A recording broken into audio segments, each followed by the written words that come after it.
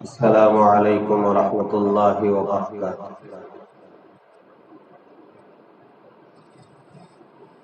الحمد للہ نحمده ونستعینه ونستغفره ونؤمن به ونتوکل علیہ ونعوذ باللہ من شرور انفسنا ومن سیئات اعمالنا ونعوذ باللہ من شرور انفسنا ومن سیئات اعمالنا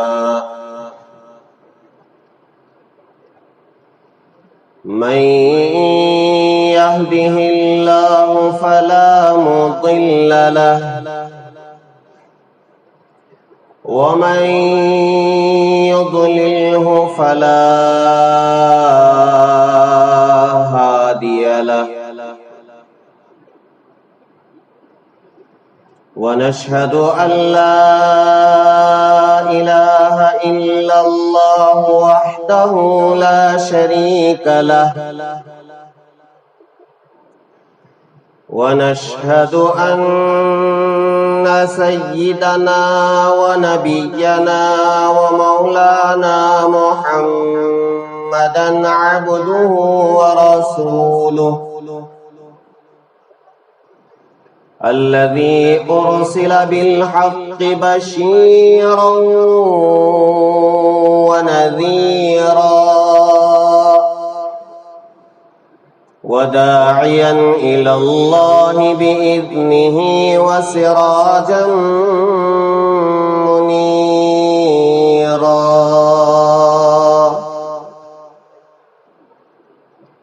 أما بعد فقد قال الله تبارك وتعالى في القرآن المجيد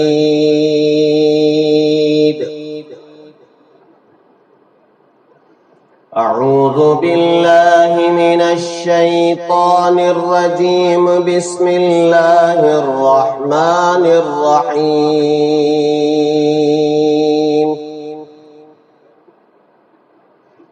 يا أيها الذين آمنوا اتقوا الله وقولوا قولا سديدا يصلح لكم أعمالكم ويغفر لكم ذنوبكم ومن يطع الله ورسوله فقد فاز فوزا عظيما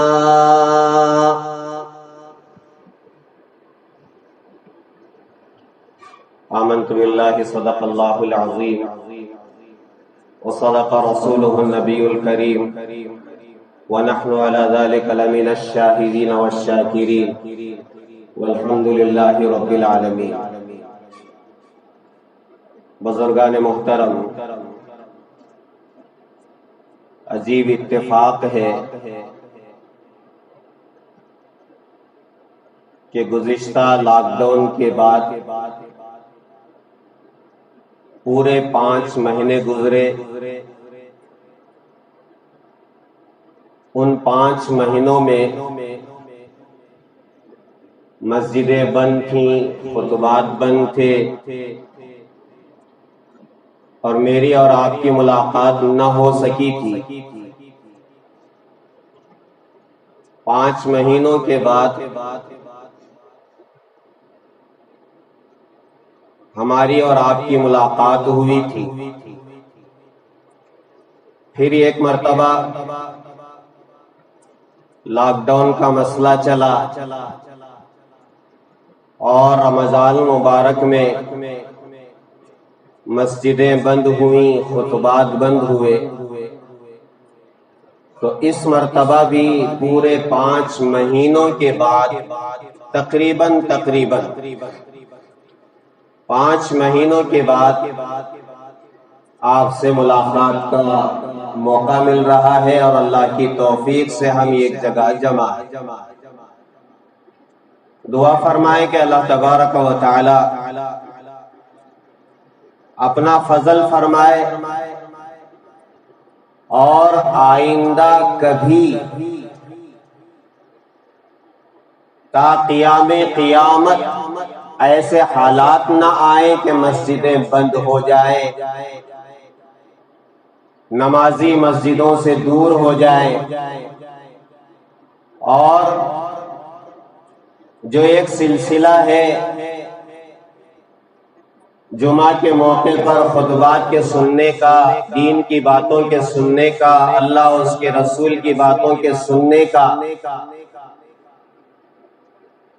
یہ موقع ہاتھ سے نہ جانے پائے، اس لیے کہ آپ اپنی زندگی میں غور کر کے دیکھیں، جمعہ کے خطبات اور جمعہ کا موقع ہی رہ گیا ہے جس میں ہم اللہ اور اس کے رسول کی بات سنتے ہیں، ورنہ مہینے گزر جائیں اگر جمعہ کے خطبات نہ ہوں تو ہمیں اللہ اور اس کے رسول کی بات سننے کا موقع ہی نہیں ملتا ہے۔ ہمارے کاروبار الگ ہیں، ہماری زندگیاں الگ ہیں، ہماری گھر کی پریشانیاں الگ ہیں، ہماری اپنی بیماریوں کے احوال الگ ہیں، اور پھر زندگی گزارنے کا جو طریقہ ہم نے اپنایا ہے، جس کی بنا پر ہم مسجدوں سے دور ہیں، قرآن سے دور ہیں اور دینی مجلسوں سے دور ہیں، مسجد کے پاس سے گزر جاتے ہیں، مسجد میں اندر آنے کا موقع نہیں ملتا ہے، محلوں میں اور مسجدوں میں اذان کی آوازیں بلند ہو جاتی ہے، حی علی الصلاۃ اور حی علی الفلاح کی آواز ہمارے کانوں تک پہنچ جاتی ہے، مگر ہمیں فرصت نہیں ملتی اپنے موبائل سے، ہمیں فرصت نہیں ملتی اپنے کاروبار سے، ہمیں فرصت نہیں ملتی اپنے دوستوں سے، ہمیں فرصت نہیں ملتی اپنی بیماریوں کے بہانے سے۔ یہ جو موقع ہے جمعہ سے پہلے کچھ دینی باتیں سننے کا، کہنے کا، یہ دونوں طرف سے فائدہ مند ہے، آپ یقین جانیں، دونوں طرف سے فائدہ مند ہے، کہنے والے کا بھی فائدہ ہے، سننے والے کا بھی فائدہ ہے۔ ہاں،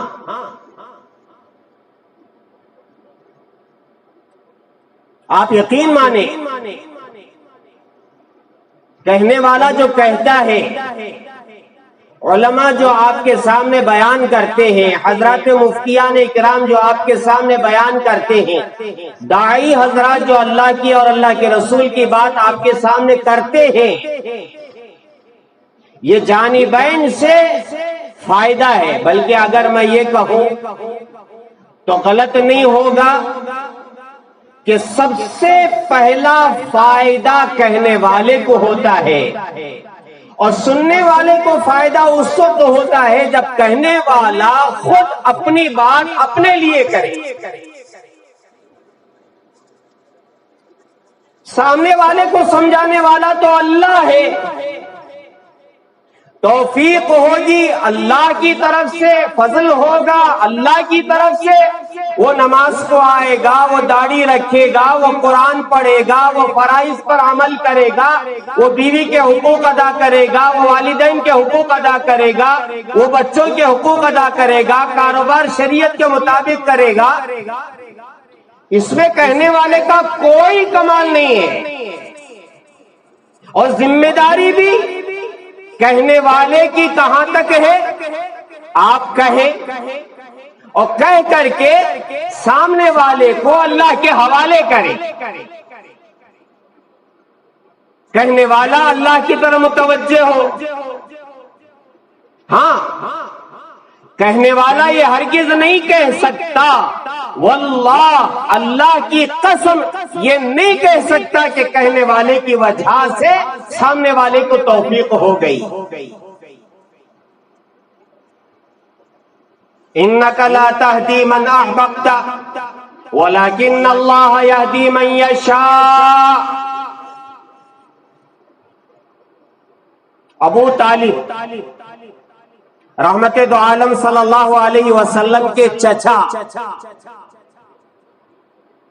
اب بتائے اگر کہنے والے کی وجہ سے سامنے والے کو توفیق ہو جاتی، صرف کہنے کی وجہ سے، درمیان میں اللہ کا فضل نہ ہو، اللہ کی توفیق نہ ہو، اللہ کی طرف سے ہدایت نہ ہو، صرف کہنے والے کی وجہ سے سامنے والے کو توفیق ہو جائے، تو اللہ کے رسول علیہ السلام سے بڑھ کر کوئی واعظ ہو سکتا ہے، کوئی مقرر ہو سکتا ہے، کوئی استاد ہو سکتا ہے، کوئی پیر و مرشد ہو سکتا ہے؟ پھر ابو طالب کو توفیق کیوں نہیں ہوئی؟ رحمت دو عالم صلی اللہ علیہ وسلم کی حالت تو ابو طالب کے بارے میں آپ ہمیشہ فکر مند رہتے تھے، یا اللہ ابو طالب کو آپ ہدایت دے دیجئے۔ آپ نے وہ سنا ہوگا، کان میں ایک مرتبہ رحمت دو عالم صلی اللہ علیہ وسلم ابو طالب کے فرمانے لگے، چچا آپ کلمہ آہستہ سے میرے کان میں پڑھ دیجئے، لوگوں کے سامنے، مشرکین مکہ کے سامنے، مکے کی گلیوں میں نہ میرے کان میں پڑھ دیجئے، میں گواہی دے دیتا ہوں قیامت میں کہ آپ ایمان لائے تھے۔ اس سے آسان، لیکن رحمت دو عالم صلی اللہ علیہ وسلم کو اللہ نے تسلی دی کہ پیغمبر ہدایت دینا وہ آپ کا کام نہیں ہے، توفیق دینا یہ آپ کے ہاتھ میں نہیں ہے۔ بندہ نماز کو آتا ہے، میری توفیق سے آتا ہے، بندہ قرآن پڑھتا ہے، میری توفیق سے پڑھتا ہے، زکوٰۃ دیتا ہے، میری توفیق سے زکوٰۃ دیتا ہے، حج کو جاتا ہے، میری توفیق سے جاتا ہے۔ ہاں، وہ واقعہ آپ نے بار بار سنا ہوگا کہ ایک ایماندار قلی، بوجھ اٹھانے والا، سامان اٹھانے والا، اس کی ایک صاحب سے بات طے ہو گئی کہ میں آپ کا سامان اٹھاؤں گا، پیسے طے ہو گئے۔ اس نے ایک شرط اپنے مالک سے یہ رکھی کہ میں آپ کا سامان اٹھاؤں گا، آپ کا کام کروں گا، لیکن ایک شرط ہے، جیسے ہی اذان ہوگی مجھے چھٹی، میں نماز پڑھوں گا اور پڑھ کر کے اس کے بعد آپ کا کام کروں گا۔ اگر یہ شرط ہے تو میں آپ کا کام کرنے کے لیے تیار۔ اگر اس پر بھی میں تذکرہ کروں کہ ہمارے دکان میں کوئی ایسا ملازم آ جائے جو یہ شرط رکھے، تو ہم مسلمان کلمہ پڑھنے والے ذرا سوچ کے دیکھیں، ایسا ملازم ہم رکھیں گے کہ نہیں رکھیں گے؟ اس نے کہا کہ ٹھیک ہے، آپ کی شرط منظور ہے۔ سامان لے کے نکلا، راستے میں اذان کی آواز ہوئی، کان میں آواز پڑی، تو اس نے صاحب مال سے، جس کا مال تھا، اس سے کہا کہ اذان کی آواز میرے کان میں پہنچ چکی ہے، میں کام روکتا ہوں، سامان رکھتا ہوں، نماز پڑھ کے آتا ہوں۔ تو اس نے کہا کہ جا کے جلدی آنا۔ اب وہ اندر آیا، وضو کیا، سنت پڑھا امام صاحب کے پیچھے، فرض اس نے پڑھی اور پھر سنت پڑھا اور پھر اس کے بعد اپنے اوراد و وظائف میں، ذکر و اذکار میں، مناجات میں، اللہ کے ساتھ بات کرنے میں، قرآن پڑھنے میں، ذکر و اذکار میں ایسا لگا اس کا مالک دروازے پر کھڑا ہوا ہے اور کہتا ہے تجھے کون سی چیز باہر آنے سے منع کر رہی ہے؟ کون رکاوٹ بن رہا ہے؟ تو میرے پیارو،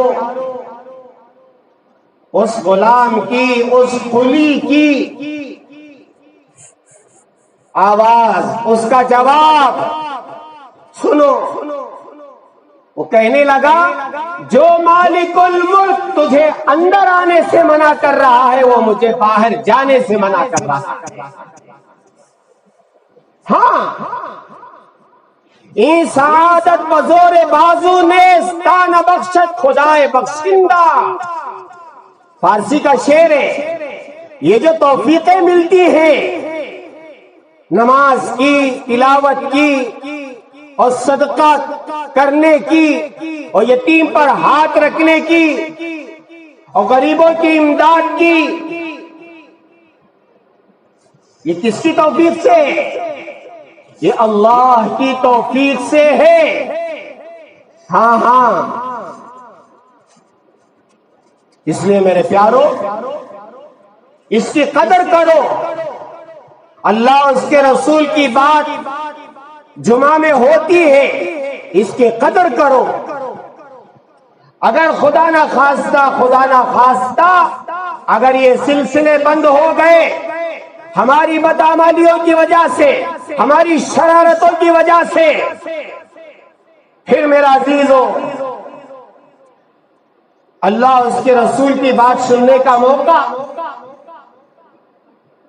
آپ جانتے دعوت و تبلیغ کے بڑے بڑے اجتماعات ہو رہے تھے، بند ہو گئے۔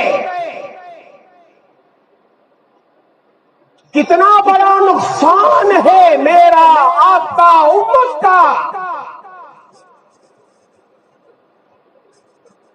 حجاج اکرام بے دھڑک کعبۃ اللہ کے اندر، حرم محترم کے اندر چلے جاتے تھے۔ حاجی مکہ پہنچتا ہے، مکہ پہنچنے کے بعد عمرہ کرتا ہے۔ آپ میری باتوں کو ذرا غور سے سنیں، کہاں کہاں ہمارا نقصان۔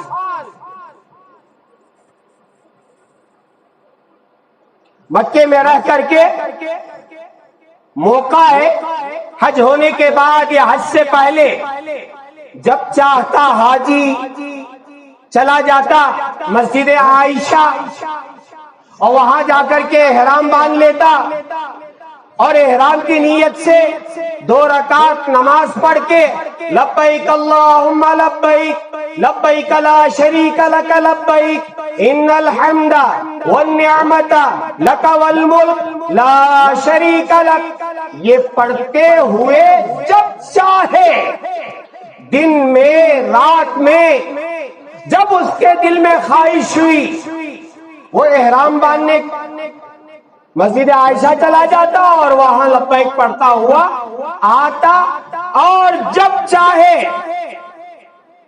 حرم شریف میں داخل ہو جاتا اور کعبۃ اللہ کی زیارت کرتا، اس کا طواف کرتا، اسے دیکھتا، آنسو بہاتا، روتا، گڑ گڑاتا، کبھی اس کا دل چاہتا جا کر کعبۃ اللہ سے لپٹ جاتا، ملتزم سے لپٹ جاتا، مقام ابراہیم کے پاس کھڑے ہو کر کے وہ آنسو بہاتا، کبھی غلاف کعبہ پکڑ کر کے روتا، گڑ گڑاتا، اللہ میں نے دن میں گناہ کیے، رات میں گناہ کیے، اپنا گھر چھوڑا، اپنا کاروبار چھوڑا، اپنا وطن چھوڑا، اپنا ملک چھوڑا، میں نے گناہوں سے توبہ کرنے کے لیے اللہ میں تیرا در پکڑ کر کے، تیرا کعبہ پکڑ کر کے، تیرے کعبے کا غلاف پکڑ کر کے میں توبہ کر رہا ہوں، میں استغفار کر رہا ہوں، آنسو بہاتا۔ دیکھا آپ نے یہ سارے مناظر ہم نے دیکھے تھے،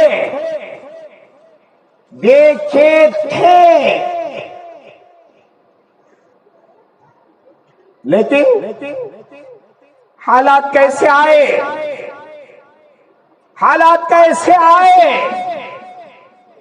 ظہر الفساد فی البر والبحر بما کسبت ایدی الناس، لوگوں کی ہاتھ کی کمائی ہے، ہاتھ کی کمائی، لوگوں کے اعمال، لوگوں کی ناقدری۔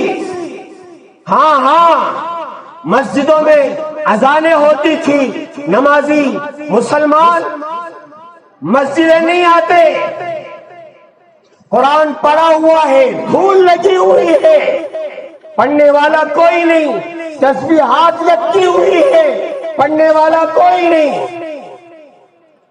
اور پھر حج کو جانے والوں کے احوال آپ جانتے ہوں گے، لوگ حج کے سفر کو اخلاص سے کوسوں دور اللہ کے لیے حج کرنا لوگ چھوڑ دیے، عمرہ کرنا چھوڑ دیے۔ بلکہ میں آپ کو بتاؤں، لوگ شادیاں کر کے ہنی مون منانے، عمرے کا سفر، بچے چھٹیوں میں عمرے کا سفر۔ تو اللہ نے کیا کیا پتہ ہے؟ جب چاہے تم لوگ میرے پاس آ سکتے تھے، مگر کعبۃ اللہ میں، مکۃ المکرمہ میں آ کر بھی تم نے میرے گھر کی ناقدری کی۔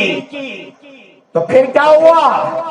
اب سنو، اگر آپ، ایک تو حج بندے مختصر افراد جا رہے ہیں، اور عمرے کا کیا قانون ہے پتہ ہے آپ کو؟ کیا قوانین؟ ایک فون رکھنا ہے، اور عمرہ جانے کا آپ کا ارادہ ہے تو اس میں ایک ایپ ہے، وہ ڈاؤن لوڈ کرنا ہے، اور پھر اس کے بعد آپ اپنے عمرے کا ارادہ ظاہر کر کے اس میں بک کرنا ہے کہ مجھے عمرہ کرنا ہے، اور پھر وہ وہاں سے میسج دیتا ہے کہ فلاں وقت سے لے کر فلاں وقت تک، یعنی 3 گھنٹے آپ کو دیے جا رہے ہیں، ان 3 گھنٹوں ہی میں آپ کو احرام باندھنا ہے، اور پھر آ کر کے اسی میں طواف کر لینا ہے، اسی میں سعی کر لینا ہے، اسی میں آپ کعبۃ اللہ کو دیکھ لینا ہے۔ وقت متعین، اور پھر جیسے ہی وہ 3 گھنٹے ختم، آپ کو کھینچ کر کے حرم شریف کے باہر کر دیا جاتا ہے۔ آپ ذرا غور کریں، یہ سب ہو کیوں رہا ہے؟ ہماری اپنی ناقدری کی وجہ سے۔ ہاں میرے عزیزو، جب ہم نے اللہ کے حکم کو اور اللہ کے رسول صلی اللہ علیہ وسلم کے طریقے کو چھوڑا، یہ حالات آئے۔ ہاں اس میں کوئی دو رائے نہیں ہے۔ ہم نے اللہ کے احکامات کی ناقدری کی، جبکہ اللہ کا حکم ساری کائنات مان رہی ہے، مالک الملک کا حکم آسمان مان کر کے کھڑا ہوا ہے۔ ہاں قرآن میں اللہ فرما رہے، اگر کسی اور کے حکم سے آسمان کھڑا ہوتا تو کبھی کا گر چکا ہوتا۔ میرا اپنا حکم ہے، اور اس حکم کی پاسداری کون کر رہا ہے؟ آسمان اور زمین اور سورج اور چاند اور دریا اور پہاڑ۔ سورج کا کیسا نظام، ایک سیکنڈ آگے نہیں پیچھے نہیں. کیوں؟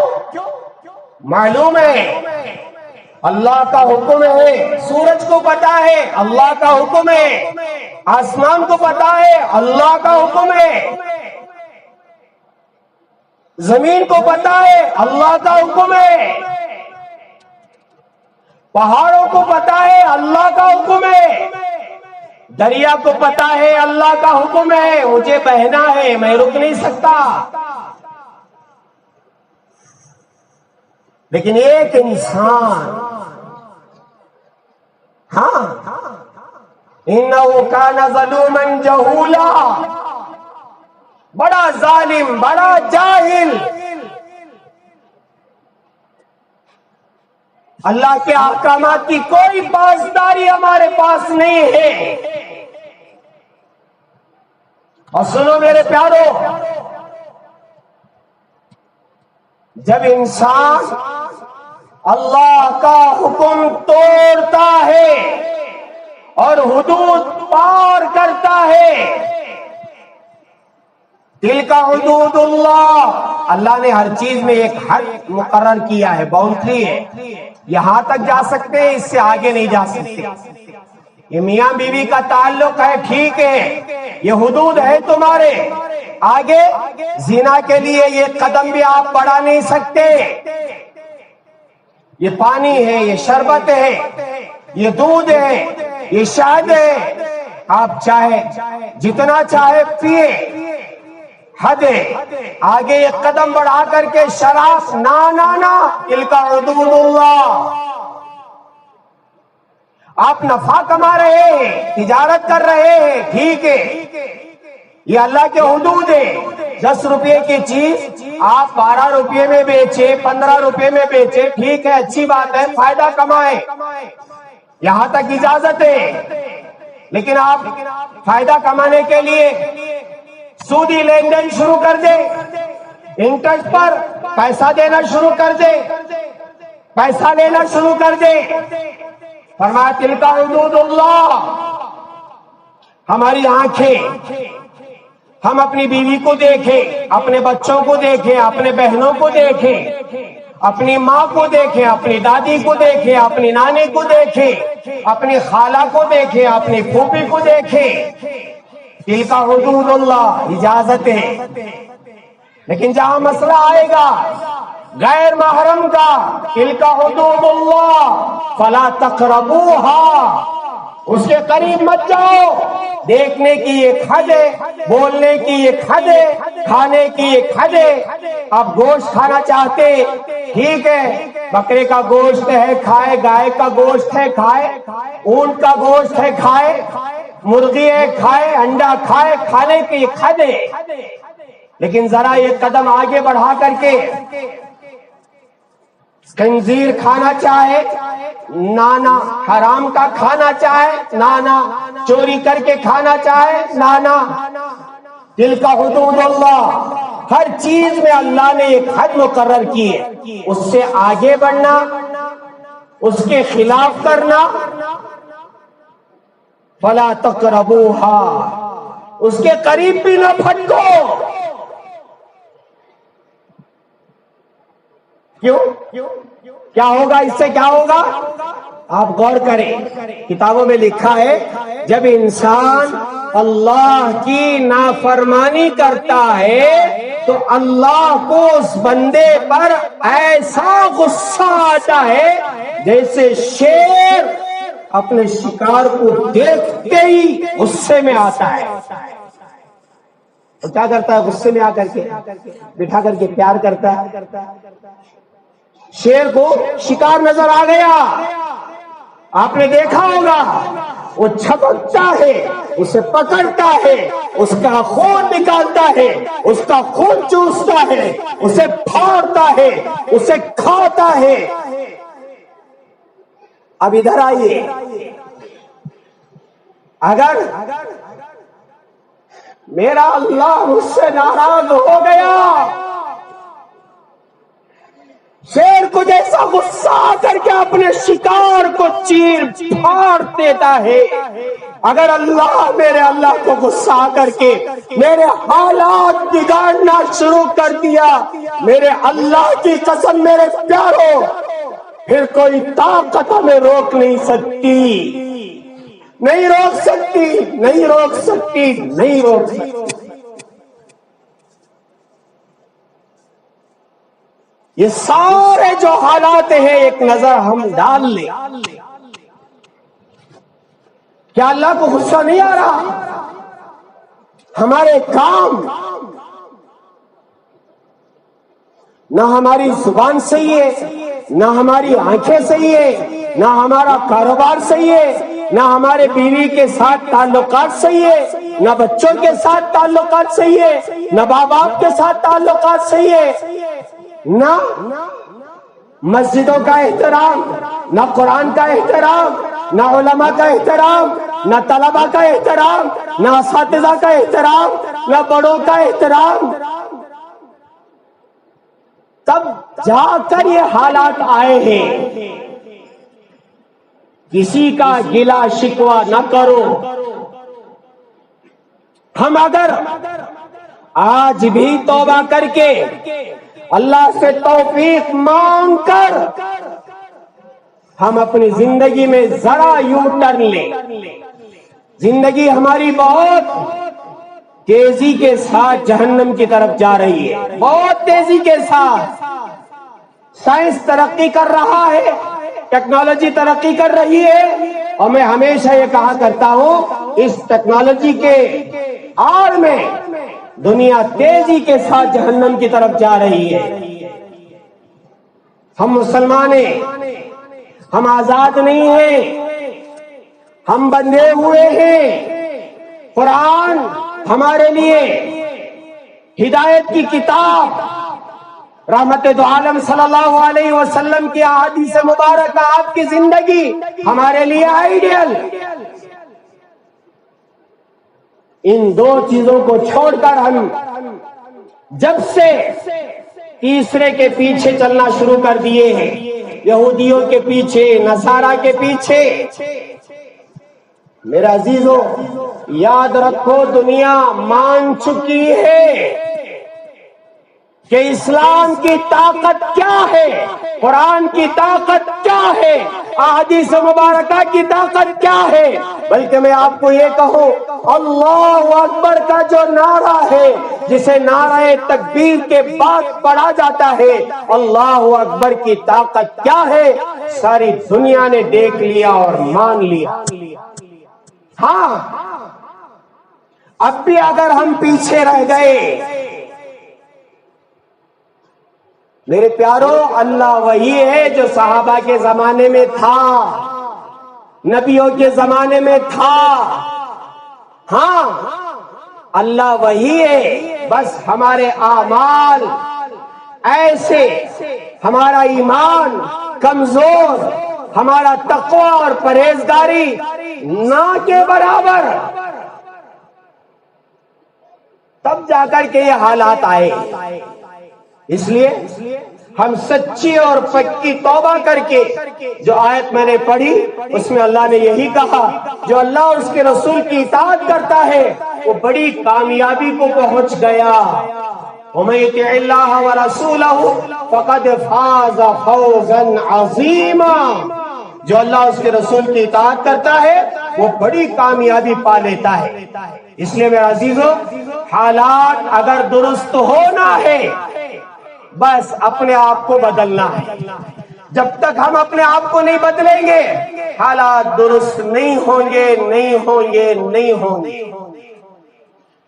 اس لیے ہم ذرا اپنی زندگی پر ایک نظر ڈال لیں۔ میری نمازیں، میرا ذکر، میری تلاوت، میری آنکھیں، میری زبان، میرے کان، میری تنہائی، میرے بیوی بچوں کے ساتھ کیا معاملات، والدین کے ساتھ کیا معاملات، رشتہ داروں کے ساتھ کیا معاملات، اور میری دکان کیسے چل رہی ہے، کہاں تک میں حلال اور حرام کی تمیز کر رہا ہوں اور شریعت کی پابندی کہاں تک کر رہا ہوں، ان تمام چیزوں پر ایک نظر ڈال کر کے ایک ایک چیز سیکھنا شروع کریں اور اس پر عمل کرنا شروع کریں۔ اللہ تبارک و تعالی مجھے اور آپ کو اس پر عمل کی توفیق عطا فرمائے۔ اللہ تعالی سچی اور پکی توبہ کر کے اپنی زندگی کو مکمل طور پر اللہ سے